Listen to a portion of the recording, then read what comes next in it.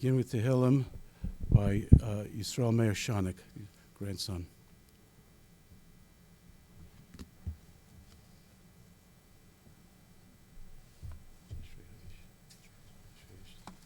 This is your grandfather's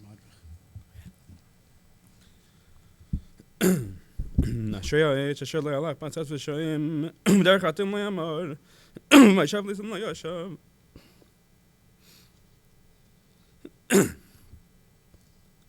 Kim zeres le'nechev tzei v'tzeres le'yegem am'lo'ila v'yakei chasol b'algimayim asher yipir yitem yitem v'lo le'ibo v'chol asher yaseh yatzliach lechin har'shayim Kim kamet asher titvenu ruach al ken leikum risham mishpat v'chadoim manas tzadikim ki yodei Adonai ner tzadikim derech Hashem teved.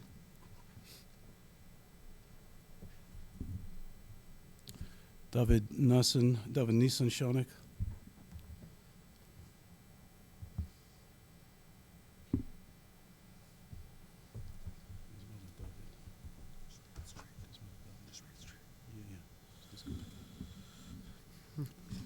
Mizmar LeDavid, Adonai mi yagor ba'ahalecha, mi yishkein mahar kadshecha, haylech tamim ufayat tzedek, v'deimer emes bilvavai, lo yiragal al l'shenai, lo yasa l're'ehu ra'a, v'cherpa l'nasa al karevai, nivza be'in havnim as, v'sirei Adonai yichabei, nishma l'hara v'lo yamir, kaspay l'nasan b'nashech, v'shaych al anaki l'ilakach, isa ila lo yimait l'aylam.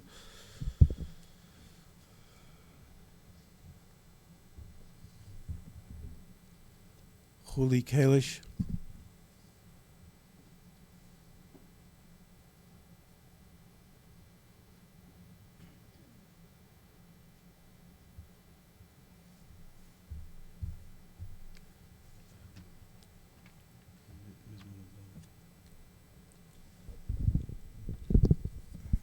Mizmar LeDavid Adonai Ra'i Lo Yachzar B'noi Star Sheyar B'Tzeini Amem Menu Chaysin Aleini Nafshi Yeshay V'Vyancheini B'Maglei Tzedek L'man Shemai Gam Ki Elech B'Gei Tzal Maves Lo Yirei Rak Yati Imad Yishev Techa Mishantecha Hemi Nachmuni Tarech L'fanei Shulchan Neged Tzayrai Dishanta B'Shem Raishi Kais Yirvayai Ach Toiv V'Cheser Yidufuni Kol Yimei Chayei V'Shavti B'Veis Adonai Li'Oyrech Yamim.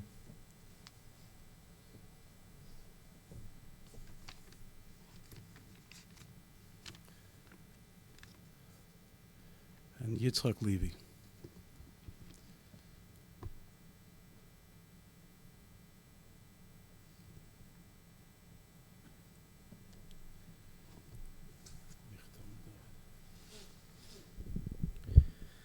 מכתב לדוד שמריני על כחסיסי בך אמרת אדוני אדוני אתה תבאסי בעל עליך וכדי שם אשר בארצימה ואדירי כל חפצי בם ירבו עצויסם אחר מרו ולעשך נזקיהם מדם ולעשה שמייסם על סבסי אדוני מנס חלקי וקייסי אתה תמיך גור אלי חבלים נפלו לי בהנעימים אף נחלוס שפר עלי אברכס אדוני אשר יעצני אף לילייסיס רוני כלייסי שביסי אדוני להקדיס עמי כי ממני בעלי מועד לכן שמח ליבי ויגל כבודי אבסרי ישכן לבטח כלייס אז נשי לשל לייסי תן חסידך לרעיס שחס תדיני הרחיים סייבה שמחייס אז פונך נעימייס במינך נצח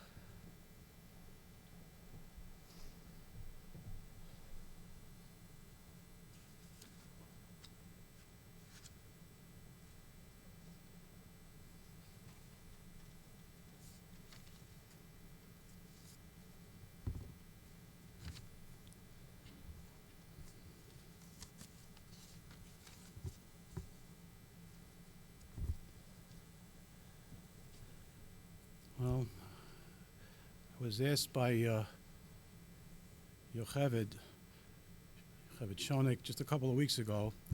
She asked me if I would willing to offer the Koved Achron for her father. Yocheved and I are cousins, that is. Our mother, Naomi Allah Shalom, was my first cousin, Reuven's first wife. And I agreed. I was, I like to use the word flattered, but I was kind of overwhelmed. But I agreed at the time because to me it was like Hilchasel Mashiachasa. I didn't really think that this would come to any kind of reality. As dire as we knew the situation was, I didn't really think that would be Lamaisa. That's the way the mind works. And we were davening for Reuven Pinchas, Ben Yehudis for all these months. We saw him at Simchas recently, and we saw him at sad occasions, my dear aunt and Zessie, and he looked remarkably well, considering, and I really didn't think that this would be Lamaisa.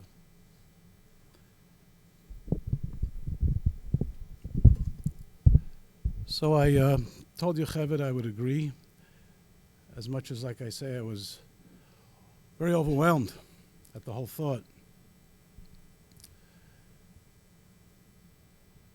Here we are offering our nechama to Leah, to Yocheved, Moshe, to Shmuel and Chani, to Rina and Yehuda, Levi, Eliezer and Chaim Bulka, and Binyamin, Bulka, and I'm sorry, Binyamin, what's his wife's last name? Shira. Can't read my own handwriting, I'm sorry, but Shira. And all the children. Binyamin is in Eretz Yisrael. I spoke to him earlier today.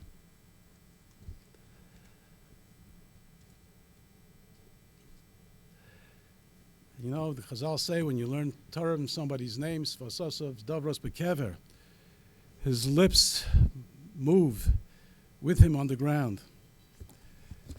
And what we're able to do today, and so many Rabbanim are able to do for semikhahs and days like today, which are not semikhahs, are thanks to this madrich, which was published by the Rabbinical Council of America, but composed by Rabbi Reuven Bulka. He was a remarkable, remarkable person.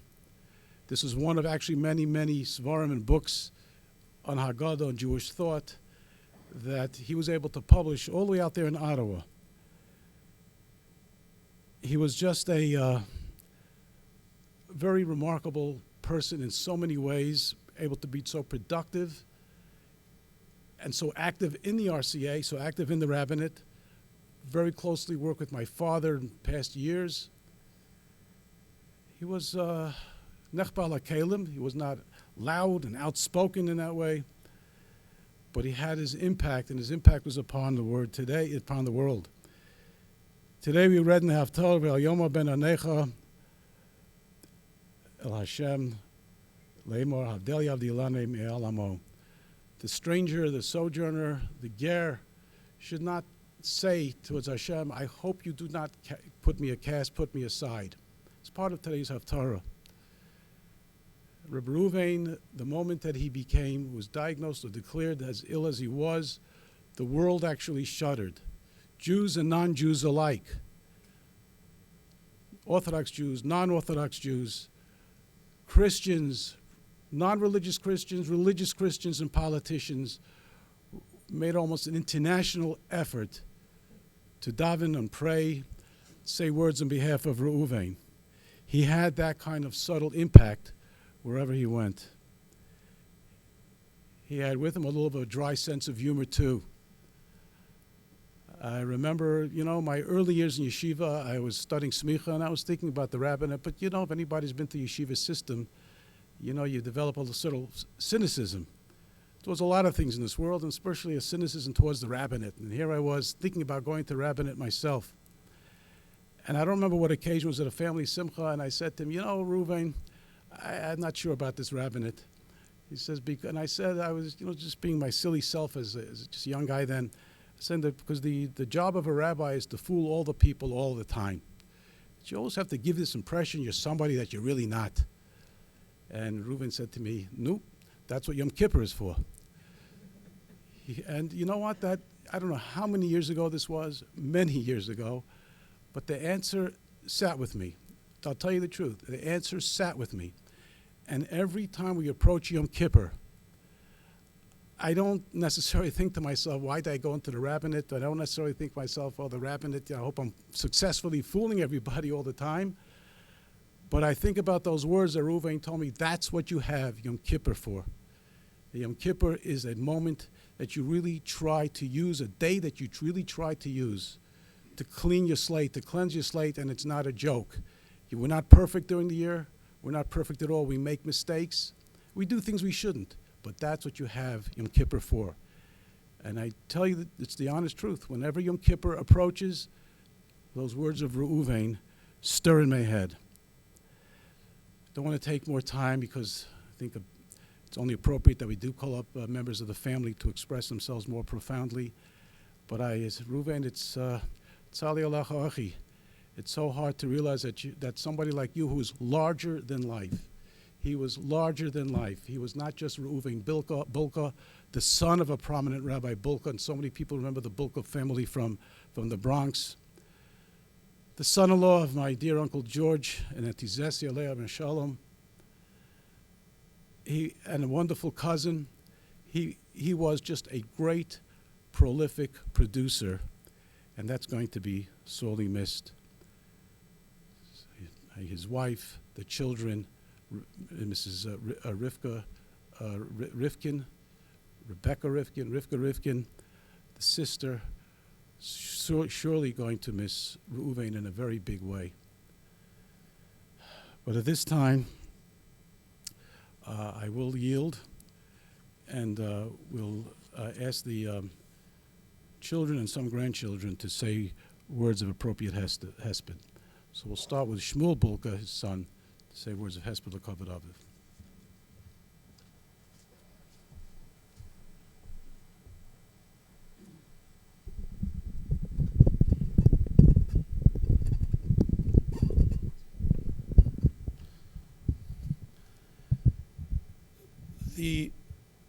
These past 18 months have seen no shortage of heartache in this world generally, and the Jewish community was certainly no exception. We have lost many Torah giants over the last year and a half, some of whom were very close colleagues of my father's. Almost an all-star team of Torah giants, and unfortunately, Hashem has made the call for the lefty, for my father. And make no mistake, the Jewish community has lost a giant from the community. The Canadian community has lost a giant, and the world at large has lost an unbelievable person. A lot of different emotions going through right now, and the one I'm trying to make sure becomes the dominant one is one of appreciation. I know that may seem a little bit strange, standing here at a funeral, so let me explain, because there's a number of reasons why I have a great deal of appreciation right now. A lot of people who pass on, they're here one day, they're gone the next. My father had the gift of time. Yes, he was diagnosed with a vicious cancer, but he had months where, as Rabbi Schoenfeld mentioned, he was strong, he knew what was going on, but I think more importantly, his life's work is always about making the world a better place than it was before he got here. And those few months after he was diagnosed really gave him the opportunity to see firsthand how the fruits of his labor, were clear to him. He had a chance, and Rabbi Schoenfeld alluded to this, to listen to the global prayer rally, and that was so my father. Just every political party, men, women, different religions, different parts of the Jewish religion, all coming together.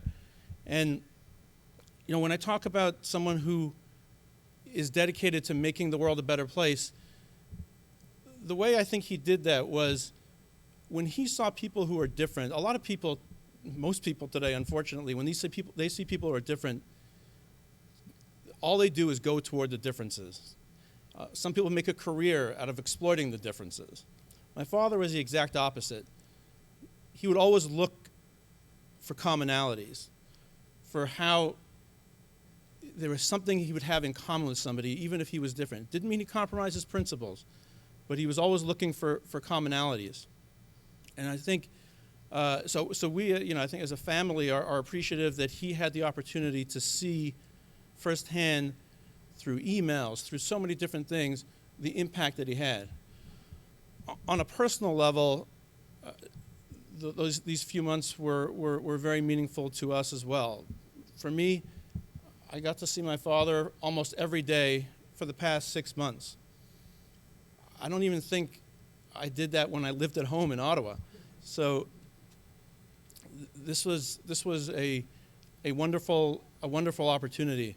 But there was a little bit more to it than that. When my mother passed away 20 years ago, I know that all of my father's kids were encouraging him to spend more time here in New York around his children and his grandchildren. And we were very excited when a few years ago he decided to change his status from rabbi to rabbi emeritus. And I'm not using the term retire because he hated that term. I hope he forgives me. There were times over the last 6 months where I had to make phone calls about some issues relating to him. People asked me and someone on the phone would say, well, is your father retired? I'm like, yes, but please, I hope he doesn't hear that. But he never really retired. But when he did move to emeritus, I think we were all hoping that would mean that we would see him a lot more.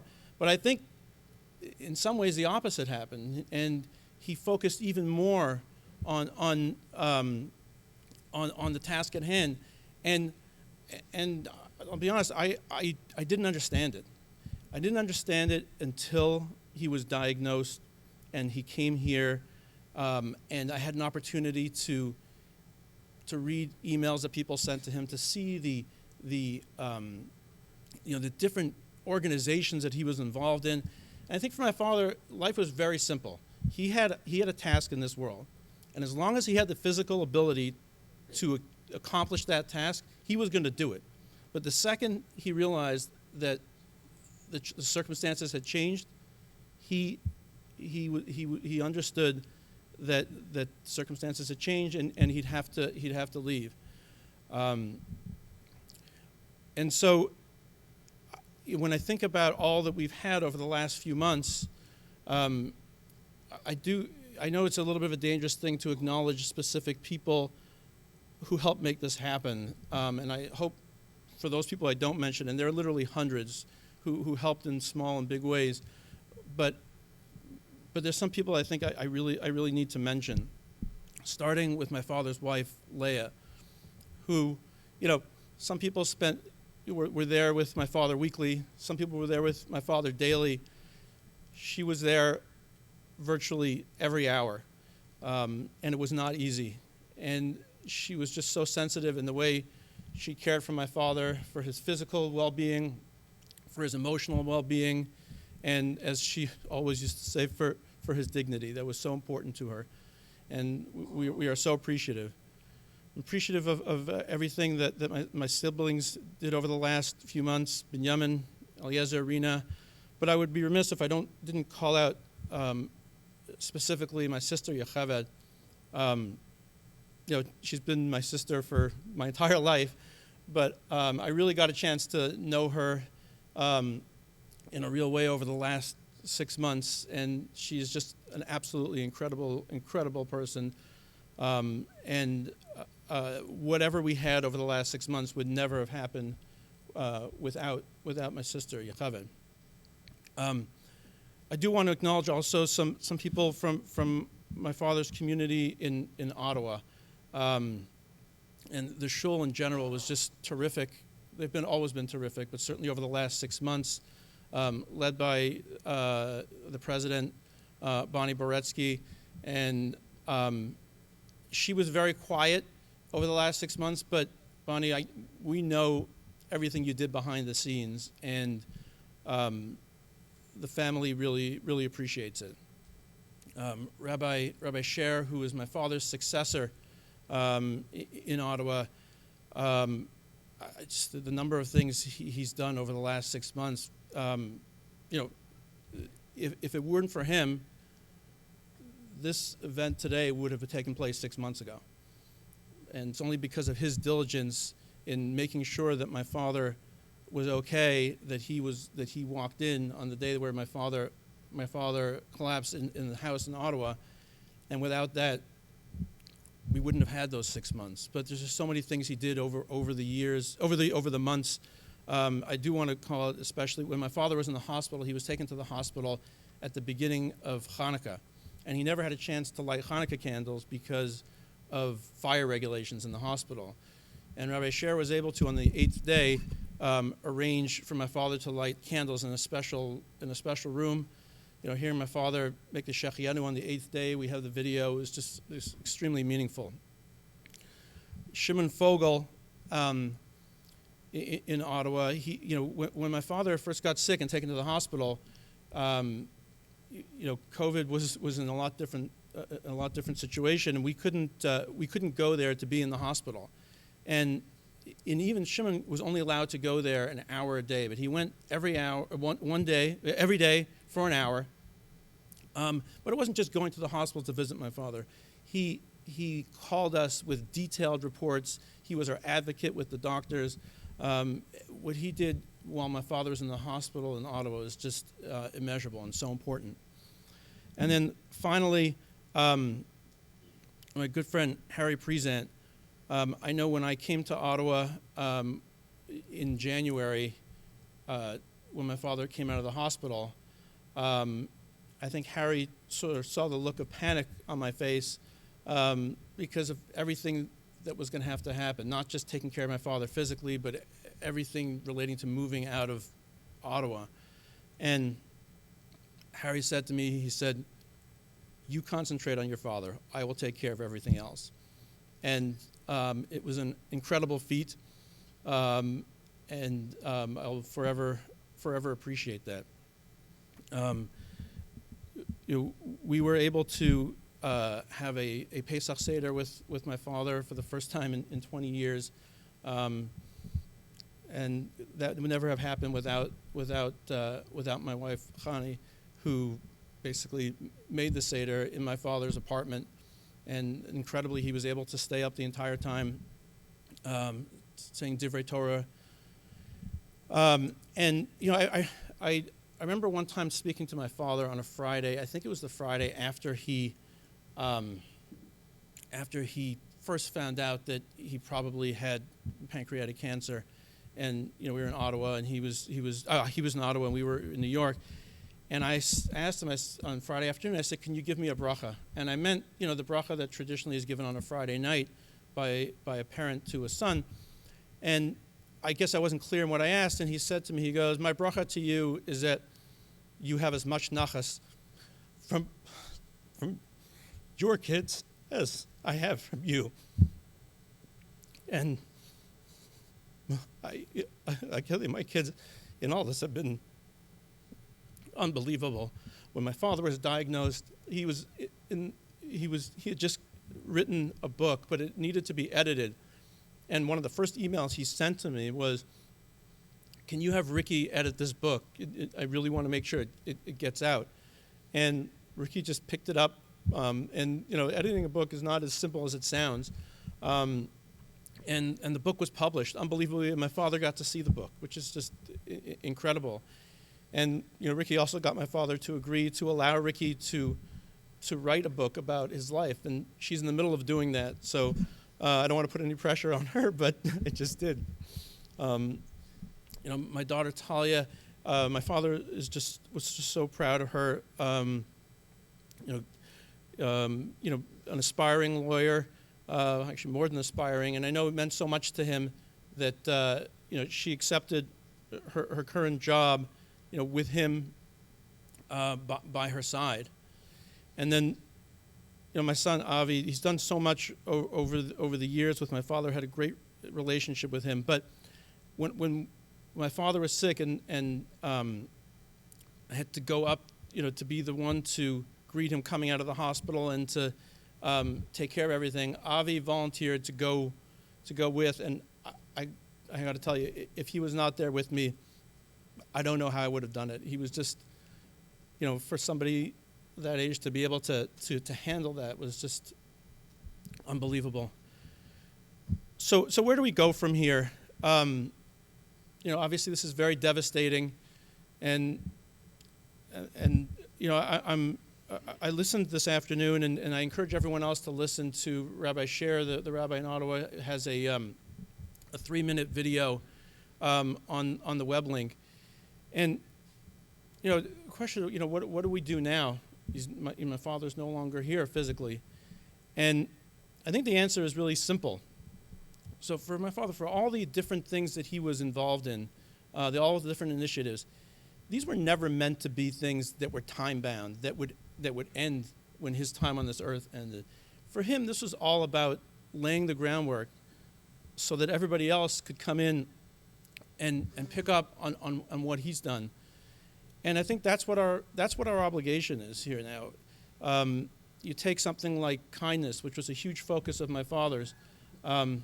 It's not good enough to just talk about all the great things my father did with respect to kindness. That's something that we have to action ourselves. And maybe even to be more specific, as I mentioned earlier, to have a focus on making sure that every interaction with everybody is a meaningful one, and that we focus on not on our differences, but on what makes us the same or similar. Focus on commonalities. And I think if we do that, we'd really be leaving my father a legacy. May his memory be blessed. I'd like to acknowledge the presence of some of the Rabbanim here, but I wasn't told. They could have caught my eye. Rabbi Yaakov Luban of Edison. I think I see Rabbi Mordechai Kamenetsky. I'm told Rabbi Axelrod is here. I assume that's so. And if I'm skipping over others, please do excuse me on that. At this point, I'll ask Rabbi Moshe Shanik, dear son-in-law, to say words of hesped.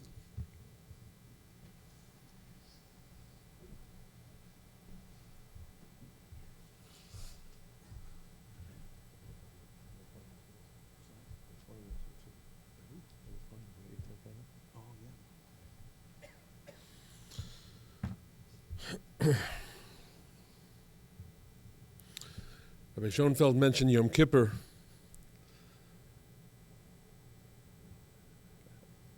People in the world talk about they have this bucket list, what they need to do at some point in time. Daddy had a goal. Sadly, the goal was never reached. And we're all going to miss out, because his goal was one day there should be a bris on Yom Kippur in the shul. And he had this shtickle Torah. We have no idea what he was going to say. I heard this so many times. Oh, I just wish there was a bris on Yom Kippur. On Yom Kippur. I had no idea what he was going to say. But this is his goal. The goal of Daddy was, I've got one Dvar Torah that it's ready to go. Ricky, if you know it, make sure to put it down, please. The Sefer, I have no idea what it is. The Torah begins with Chesed, ends with Chesed. It's Kulei Chesed. I'm going to start by mentioning Chesed, and I'll end with Chesed. 20 years ago, a little over 20 years ago, my mother-in-law, Leah Shalom, Mommy, was Nifteris. And many people, when they have their spouse for many, many years, lose it, their life goes down. Baruch Hashem, Babi Leah came into the picture. She gave Daddy that urge to go on, the spark, the twinkle in his eye was still there, and we are forever grateful to Babi Leah for all those years. Mesilas Yesharim starts off and tells us, Yisoida Chasidus V'Sharish Ha'avoda Atmima Hu She'Yizbar V'Yasami Seitz L'Odam Ma'u Chavasa B'Olamah. Foundation of everything is to know where are you going? Where are you going? What's your goal? That's the foundation of everything. If you don't plug in the GPS and you don't say where I want to get to, you'll never get anywhere. You got to know where you're going. Rabbi Isai, we're going to the Gemara in Shabbos Lamed Aleph and Aleph, where the Gemara says there's a final. On the final, there are 6 questions on the final that we're all going to take this final. And we have to study for the final. Those of us who have ever had tests in life, which is everyone, and those of us who have gone on to graduate school, whatever it is, there's a test. You got to study. Got to get yourself ready. There are 6 questions on your final. Now, it was well known about Daddy that he knew how to study. Zaidi told me a number of times that when Daddy was studying to become a Rav, the Shulchan Aruch Yeridea was with him wherever he went. He ate it, he slept it, he drank it, he's on the train with it, he's falling asleep on the train, wherever, there was a Shulchan Aruch Yeridea with him wherever he went, studying for that test, the semikhah test, which obviously he passed and did an incredible job on. But I want to mention something else. More important than studying for a semikhah test is to study for this final that we're talking about here. And this is a final which you can't study for. You have to live it. And there are 6 questions. And the speech will be about the 6 questions. We'll go through them one by one. First question, Nasatim and be'emunah. Were you honest in business? Daddy, your honesty in business is legendary. You went lifnim yishura sadin. The fact that every single one of your children would never cheat in a monetary thing, ever, and they're crazy about it sometimes, is all testimony to your belief in this. And even the money on Pesach, sell chametz. Rabbanim make big bucks with this. Not Rabbi Bulka. I have a job. I'm here for the community. If they give me money, that money goes to the shul. I know some children who are not so happy with that theory, but that's where the money went. It's to the shul. I have a job. When you mentioned the shul, you told all of us about the concept of achrayus, responsibility to a job. You're paid to do a job. You're always on call for that job. Selfless, going to the shul.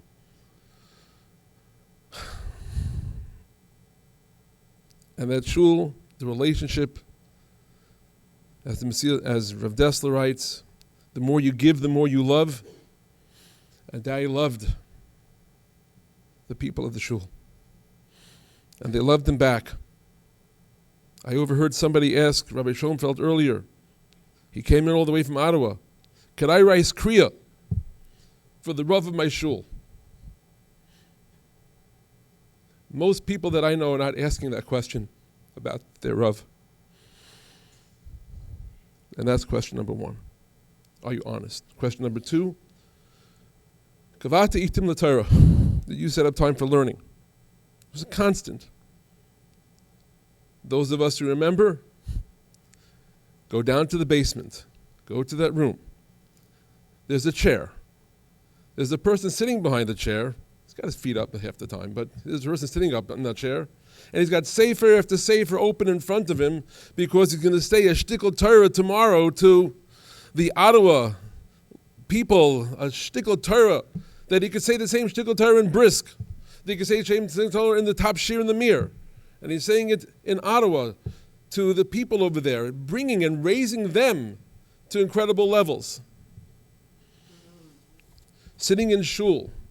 Picture this again, those of us who've been there. Sitting in shul, on the bima, with whatever obscure sefer he's decided that we're going to learn with this shul this week, or this month, or this time. How many times was I there? Oh, we're learning Avos to Rab Nassan. You're learning what? Whatever happened to come up. Learning with the children, learning with the grandchildren. And even last night, Nachum Aaron took out the Sefer Chinuch, but he was a chavrusa with Saba. And he said, Saba, come on, I'm here. Let's learn one last time. That's question number 2. Question number 3. Asakta b'pirya v'rivya. Were you osek? Were you busy having children and raising the children? Look around. Look around.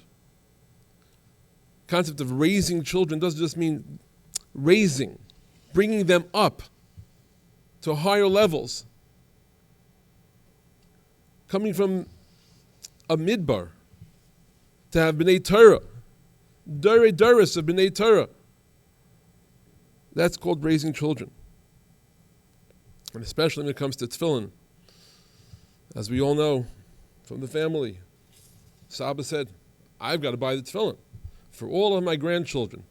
I was very happy about that, tell you that much. I have 7 boys. But, and he didn't just buy a pair of tefillin. The struggle to say, Mahudar, the best pair, good pairs of tefillin for every single one of my grandchildren, and for my grandsons.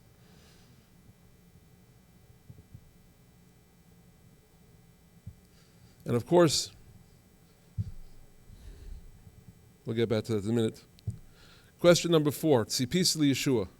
Were you waiting around for the coming of Mashiach? Everyone has his own reasons why he wants Mashiach to come. But I think your daddy had a special reason. You one time confided in me, you confided in me on one hand, and Mommy confided in me on the other hand, that you never really got over Ephraim. Never really got over it. Now you're back. Now you're together again. You're waiting for Tchias HaMesim. Now you're with him in a different way. And questions 5 and 6 have to do with Pilpalta v'Chachma, Nevanta Davar Mitach Davar. Has to do with your levels of learning and applying your learning. Rabbi Leah, I don't know how you did it, but you set up in the house over there in Ottawa shelves and shelves and shelves of just, these are the Sfarim written by Saba. Shelf after shelf. This is just Saba's shelf. You know, most of us have other Sfarim in the house. You didn't need all the other Sfarim. There's no room for other Sfarim. Actually, there was room for other Sfarim there. But Sefer after Sefer after Sefer. That a Sefer came out 3 weeks ago, 4 weeks ago. This non-stop. Something new all the time. Another Dvar Torah, another way to learn something, another thing. And applying the learning and showing us all about it.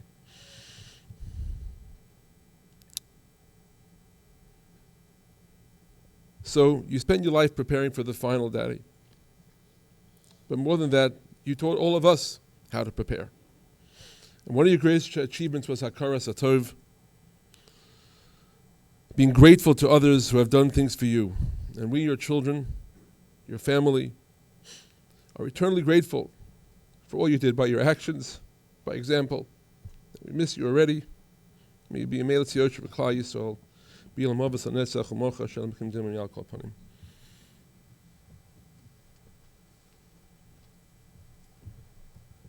note the presence also of Rabbi Eitan Feiner of what's Knesset Israel, the White Shul. This time I ask Eliezer Bulka, son, to say a few words of husband.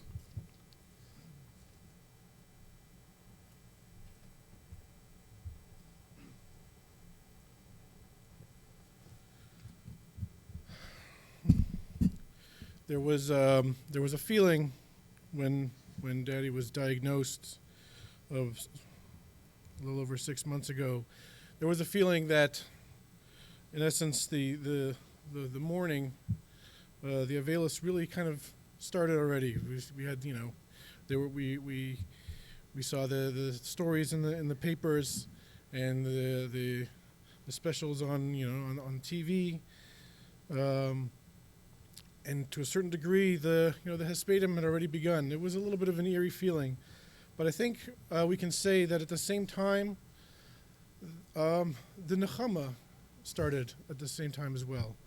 And the comfort that we would normally be, starting with at this point.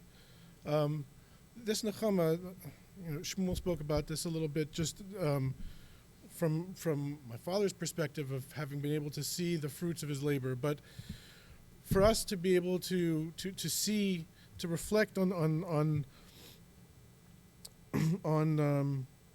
the legacy that he had built over all these years, that had started already, and so we've had definitely a struggle, 6 months of struggle, but 6 months of some nechama as well.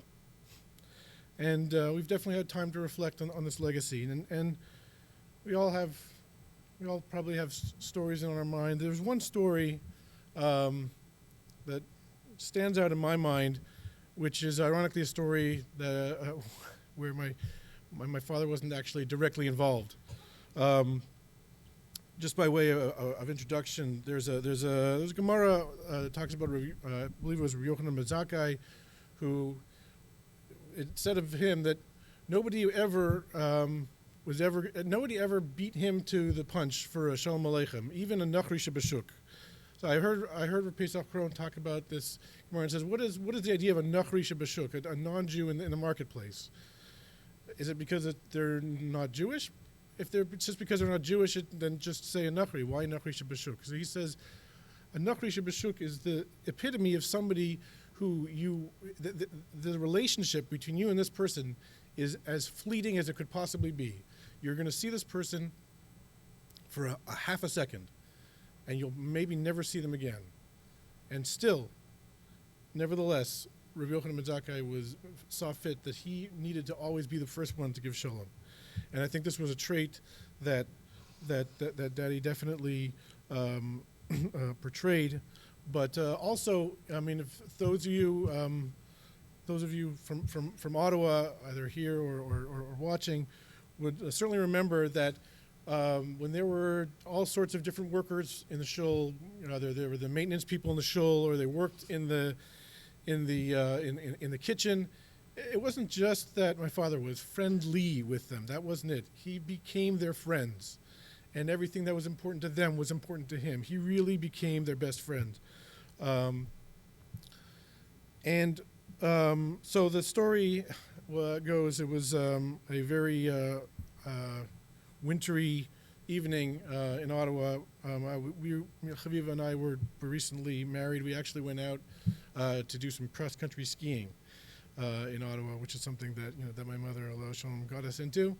And on the way back, the road conditions were really pretty horrible, and we got into an accident. Unfortunately, the car spun out of control. Baruch Hashem, we were completely fine, but the car was certainly not. And we went into the Quickie, which is, I guess, the Ottawa version of a 7-Eleven. We went into the Quickie to try to see if we can get a phone to make a phone call. And immediately, I recognized the man behind the counter in the Quickie. His name was Tesfaye.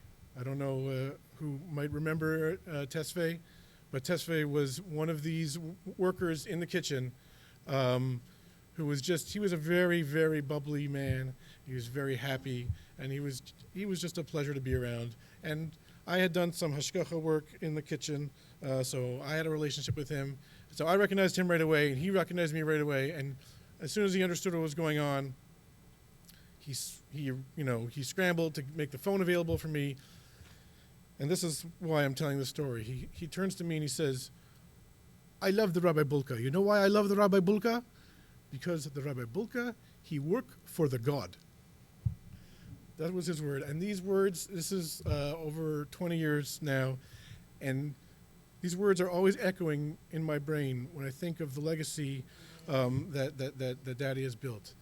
And if you look at everything, whatever it is, so all the books that Daddy wrote, the TV shows, the radio shows, Daddy was working for the God. Right? He had many brushes with famous people, some perhaps that we would like to forget, some other more intriguing and interesting episodes. again, Daddy was working for the God. There definitely were no shortage of controversies that my father was involved with. You can check Twitter, actually, if you really want to find out any more about that, because you can see some of that. But again, Daddy wasn't trying to be a rabble-rouser. He wasn't trying to just, be a shock jock. The reason why he took the positions that he took, which were controversial on all sides of the spectrum, they were sometimes too hardline for people, for people who were more liberal to accept. Sometimes they were far more liberal for people who were more, more on the conservative side to accept. I don't need to go into details, but again, Daddy was working for the God. Some of us will remember, the way he would hold up the stop sign and during the Megillah reading for Haman. All these little things, saying hello to a random person, or many people remember in Ottawa, when anybody was in the hospital, or all the various times that he would go to the hospital visit, bringing boxes of donuts for the nursing staff or whoever it was.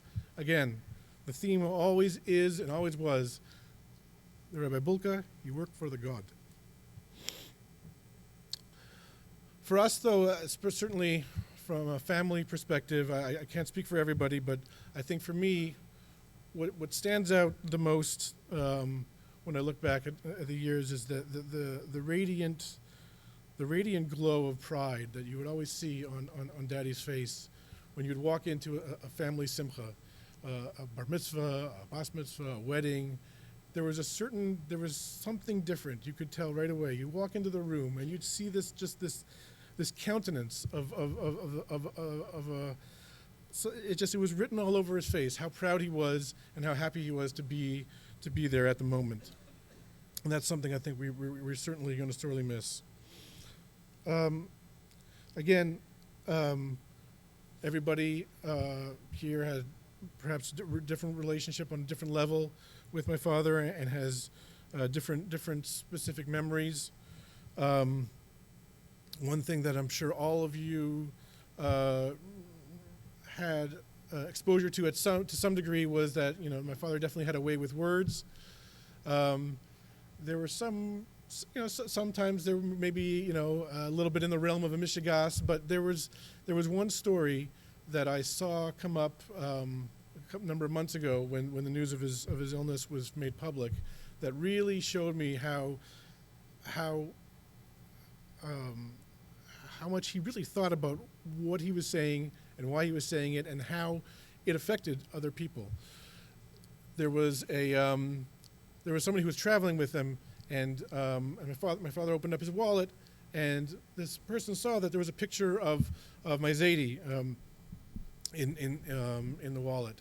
And of course, my Zaidi was a very stately man, and he said to my father, "Oh, your father was also a rabbi." So he said to him, "No, my father was a rabbi. I'm also a rabbi." And that really just gave such a glimpse into the way he chose his words. It wasn't just wordplay. It was really there was a deep meaning behind everything that he said and everything that came out of his mouth. I know, unfortunately, a lot of people in Ottawa might feel a little bit distant from the way the turn of events happened, especially considering all the situation as it turned out with COVID, and then my father was there, and in a moment he wasn't. But I want to assure all of you that until the very end, my father did not change one bit. He never lost his dignity. He was still putting on tefillin every single day. He didn't lose his sense of humor either. The nurses would come in. They would say, "Can I take your blood pressure?" And he would answer, "As long as you give it back." And one thing that I'm sure you'll all be very glad to know is he never ever stopped caring about other people. He would be lying there in the bed with people there hired to take care of him, and he would look at them and say, "How are you doing today?" That we just had it was just a week ago that there was a full-time aide came to help out in the apartment, and my father could barely get words out of his mouth, but I heard him say, "Is she okay? Is everything okay? Does she know where everything is? Is somebody looking after her, making sure she's okay?" My father never ever stopped caring about other people. As Shmuel mentioned, one thing we definitely have to feel at this point, at this juncture, even though we're definitely feeling a lot of grief and a lot of sadness, but there's so much thanks and gratitude to be had. Of course, the first thought of gratitude has to be to Daddy, and for all those years being such a wonderful father, and certainly for HaKadosh Baruch Hu for giving us the opportunity. I specifically was a little bit further away, and I didn't get to spend as much time, and it wasn't easy, but these months definitely gave me a little bit more of an opportunity to come and spend some quality time, and we're definitely certainly grateful for this time that we've been able to have. And again, it definitely needs repeating. A special thanks to Babi Leah for being by Daddy's side through everything, and especially these last months that were so difficult. And I do have the ability to thank somebody that Shmuel didn't thank, and that's Shmuel. Certainly along with other siblings, but Shmuel definitely was there on the front lines of the battle. It was a little bit difficult for me, being a little bit more distant, but Shmuel and Yocheved and Rina really were just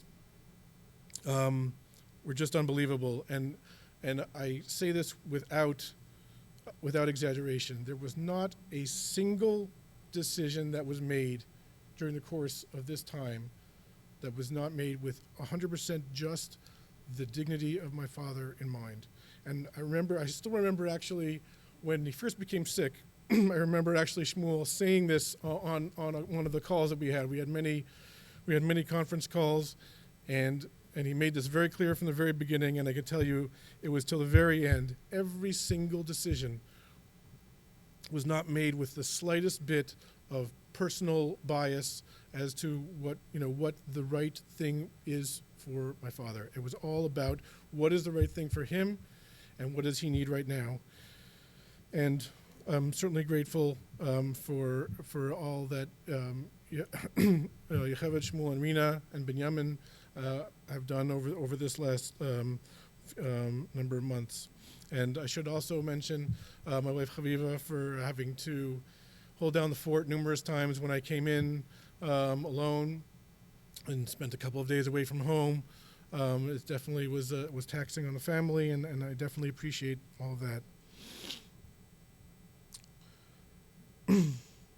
So, again, as Shmuel mentioned, we really need to reflect and think, where do we go from here? And I think there's something that my Opa would say from his Rebbe Rebellia that I think rings true, and that there's a Gemara that discusses the day of judgment and how how our deeds we judge in the day of judgment.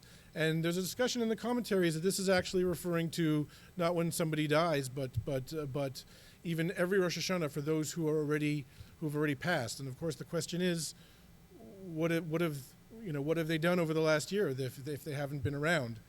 And Revelia explains that the legacy that a person leaves behind and what a person does after being inspired by that person, these deeds are constantly piling up year after year. even after the person has passed.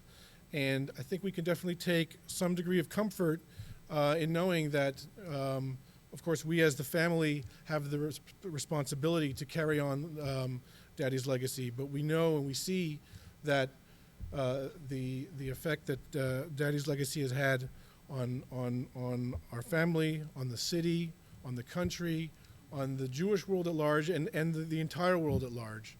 I'm not sure if everyone's aware, but there was the Kindness Week that my father started in Ottawa. It grew to Ontario.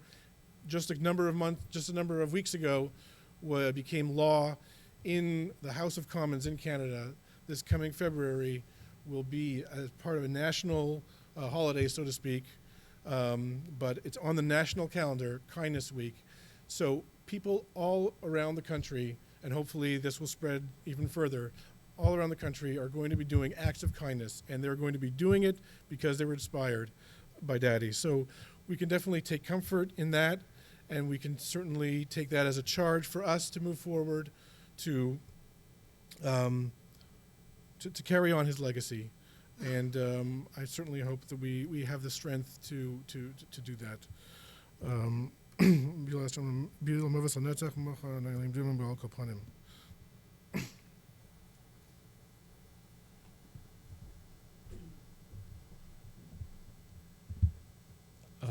Rabbi Dr. Yisrael Rifkin, his brother-in-law, Rabbi Bulka's brother-in-law, and then we'll be followed by Avi Bulka, grandson.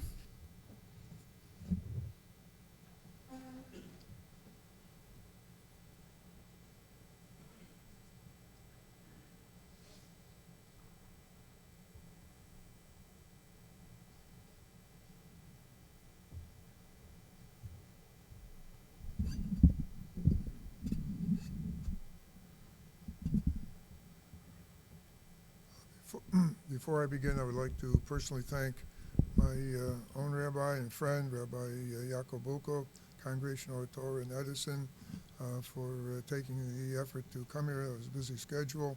And Rabbi Malitsky's, now our assistant rabbi, Congregation K'hal, and all our friends and family who made a special effort on behalf of my wife and myself to be here today. I'd like to begin with a chapter of the Psalms that I think sums up my brother-in-law Reuven's life, and I'll add a few more words to what King David said. It's chapter 15. Mizmor LeDavid, Adonai mi yagor ba'alecha, mi yishkon b'har karchecha. Holech tamim ufa'al tzedek v'dover emes bilvavo. Lo raga al lishono, lo osa l'reu ra, v'cherpa lo nosa al krovo. Nivzeb einov nimos, ves yirei Adonai yechabed. Nishba lo rav lo yamir, kaspo lo nosan b'neshech, v'shochad al noki lo lakach. Osa ele lo yimot le'olam. I'm going to take the liberty of translating it in English so that everyone understands exactly what King David was trying to convey. A psalm by David, Hashem, who may sojourn in your tent, who may dwell on your holy mountain.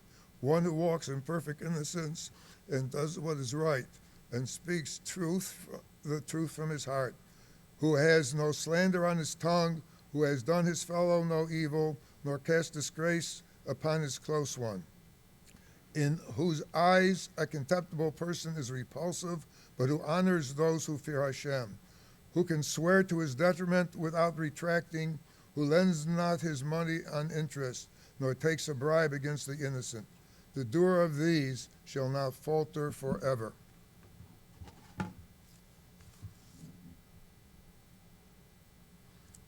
There's a very insightful comment by my Rebbe of Yosef Dov Soloveitchik Alav Shalom on last week's Sedra. We read Zos Chukas HaTorah.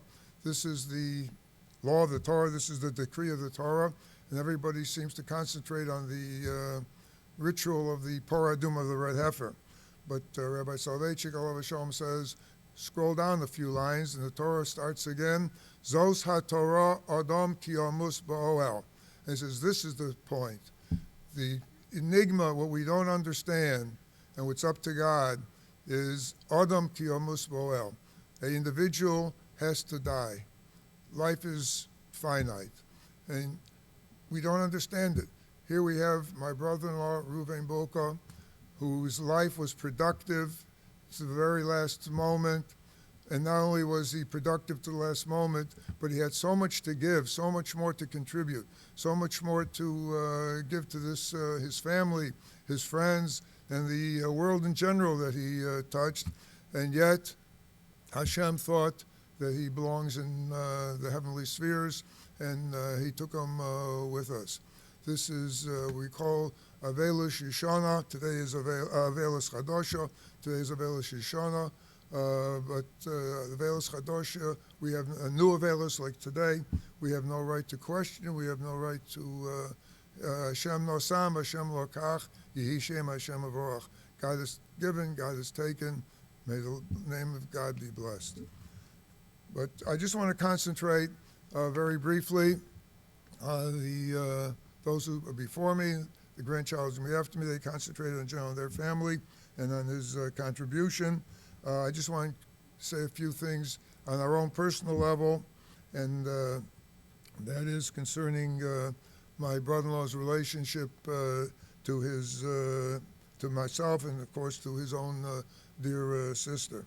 But before that, this time also add a thank you to my own children, who have over the last months, over all the years, but certainly over the last months, have really gone out of their way to make sure that my wife and myself were comfortable. We've gone through the last 6 months, which is quite anguishing over the illness and finally, obviously, the loss of my dear brother-in-law. And to them, I'm eternally grateful. Reuven and his sister, Rebecca, Rivka as he called her, had a very beautiful relationship. They were brother and sister. She was the older sister, and he respected her for that and looked up to her as the older sister. And she looked up to him as the intellectual, the rabbi, the one who she could talk to and go to for advice. And they were constantly talking back and forth. There was, I think, maybe a month that didn't go by, a couple of weeks, where they didn't communicate with each other. And certainly in the last months, which were very trying for her, this was her dear brother, and she loved him. In fact, I noticed Shira just today, as we were driving to the Levaya, discovered in the Machzon in our apartment in Yerushalayim a picture of my wife and Reuven. Their mother dressed them like two little twins. That was in London yet in the early years. And we've seen other pictures. They were, few years apart, but yet they were always like twins. I guess that was the reason why they were so close together, because their mother made them feel like they were twins, and they acted as such. And it was beautiful to see the picture of the two of them in their little caps and wherever in their outfits. But I've seen other pictures like this where they really looked like two little cutie pies. Also, in my relationship with in the last months, my wife is very anguished over her brother's illness and why he was sort of cut down, and she made every effort to visit her and visit him. I know those of you who live towards the Edison area know that traveling from Edison to this area can be just as bad as driving towards to Los Angeles. So, but she did the trip lately, in the last few weeks, every week, and sometimes it took her over 3 hours to get back. But it was her brother, and she wanted to make sure that she saw him and that he recognized her, and for that, I think her brother was very appreciative in the family. Also, at my own personal level, we got along like two brothers. We always had a beautiful relationship since the day that I walked into the family. We would talk together, we would converse together, and there were times when I asked him advice. Often I was called in our area to deliver a prayer or invocation or benediction at various government functions. I would draft something, and I always would send him a copy of the draft because I knew that he walked very comfortably in the halls of government in Ottawa, and he always had some very interesting comments, some additions and some subtractions, but he always made it for me a very nice something that was good. And again, it was much appreciated. But again, our relationship was a relationship of brothers. We really conversed together, and we had a lot of mutual respect for each other. The other thing that I wanted to say was that, again, the last weeks, was very trying for us. And again, I thank my wife for going out and visiting him and trying to make him comfortable and trying to make him feel that she was at his side and making him feel comfortable. So we celebrate today the Shivrei Luchos of 3,000 years ago, and it's our own personal Shivrei Luchos, but we hope that b'mehera u'bil ha'motzach ha'netzach u'moch Hashem dima mikol lechi, and we should be zach l'gul Hashem and tchias amesim and shalom ha'aretz.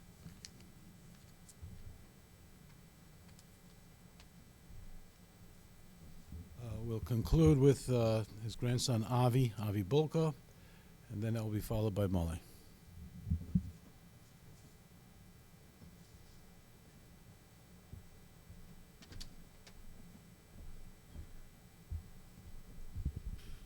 All right, last one.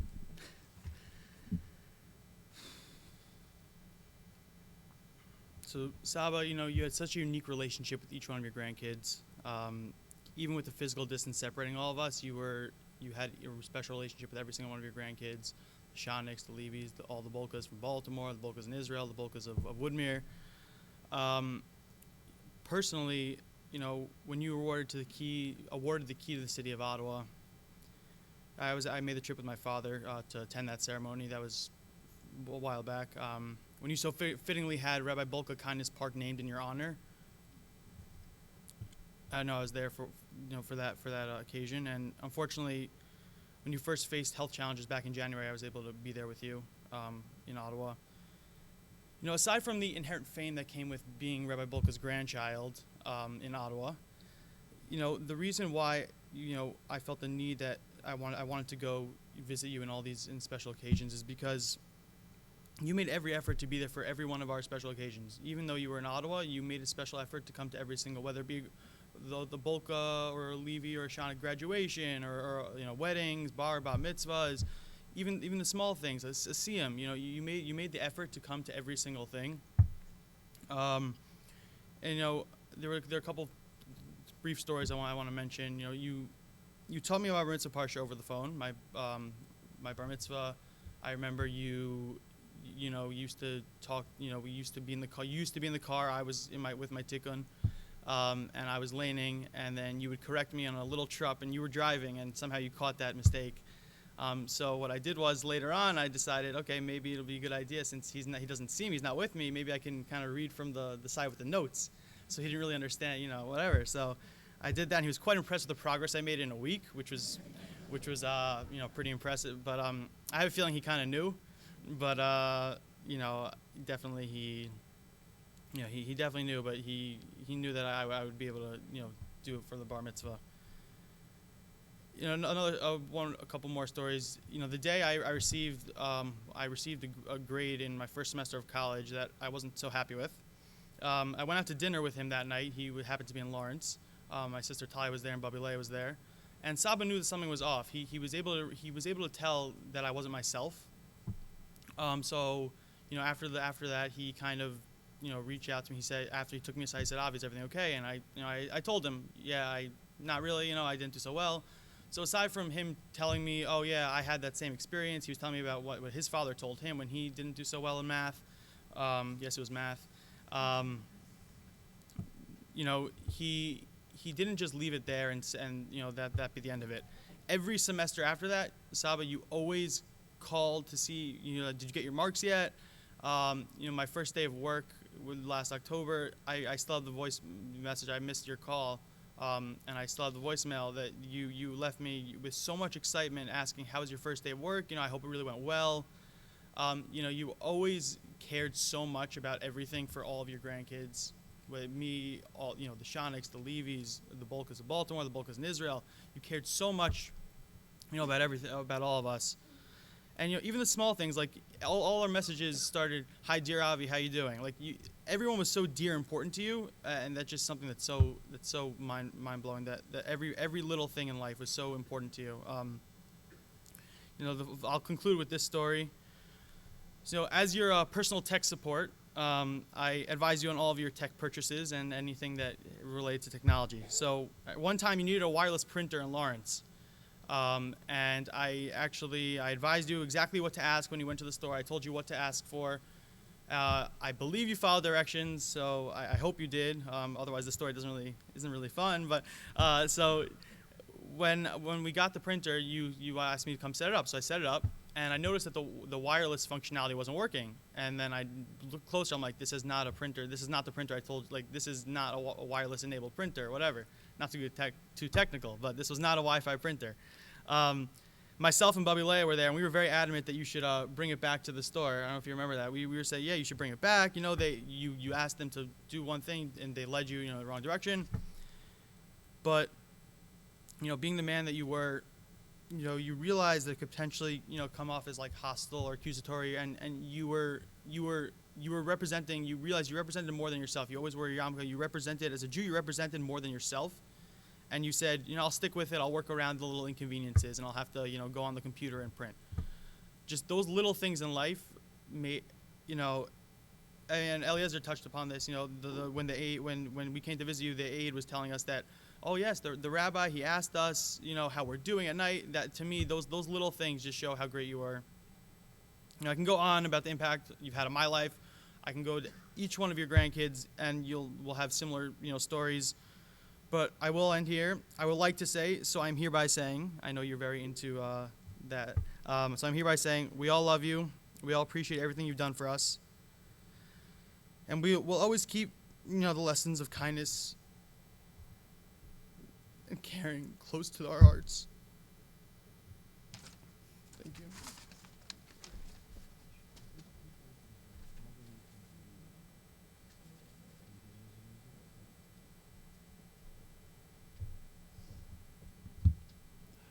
Okay, we'll be saying the Molly in a moment, but please listen to the following information.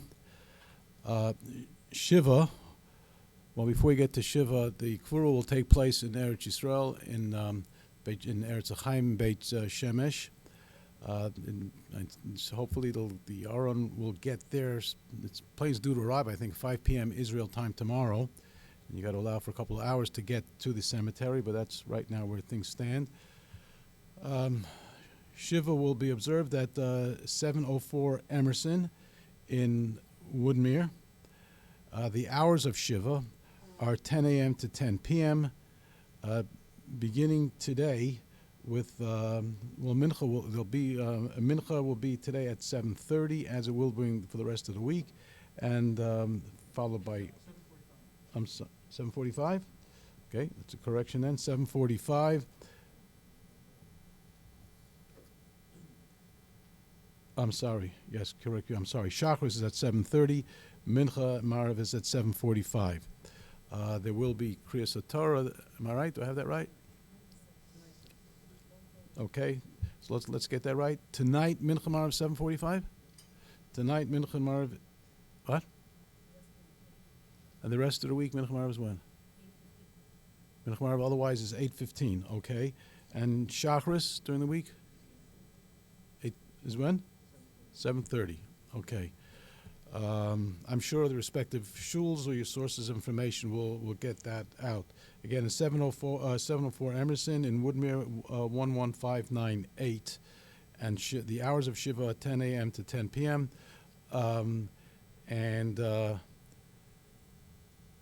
Eliezer is going to Israel. Is that correct?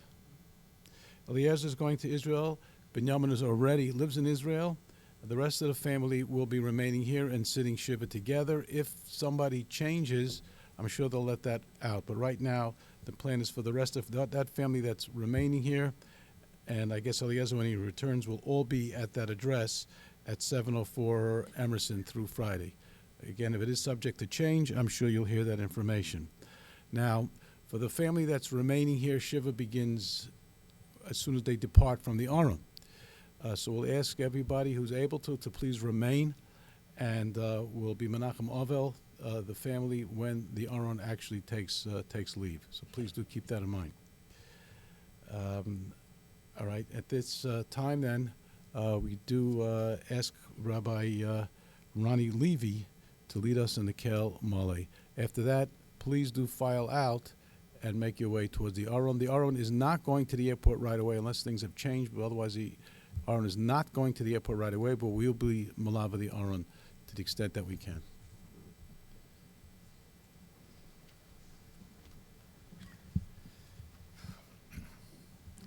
El Mole Rachamim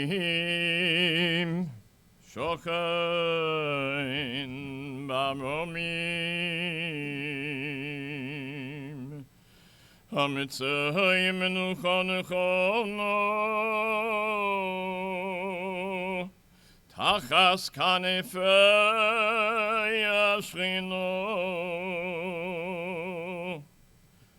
B'mavalos Kedoshim Utehorim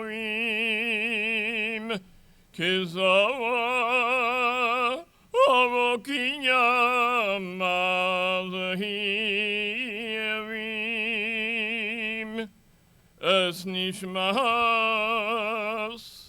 Reuven Pinchas Ben Chaim Yaakov Sheolach Le'olam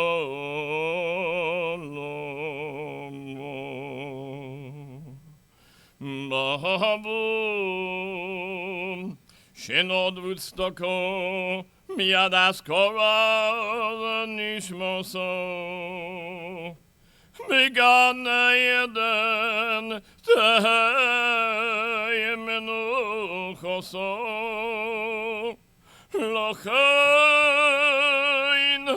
Balu Rachamim Yastireyu B'seise Kinofom Liolomim Mitzvah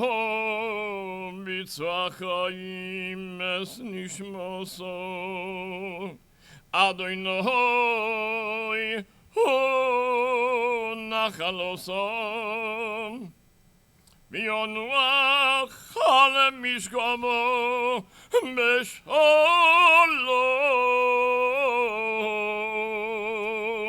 V'nomar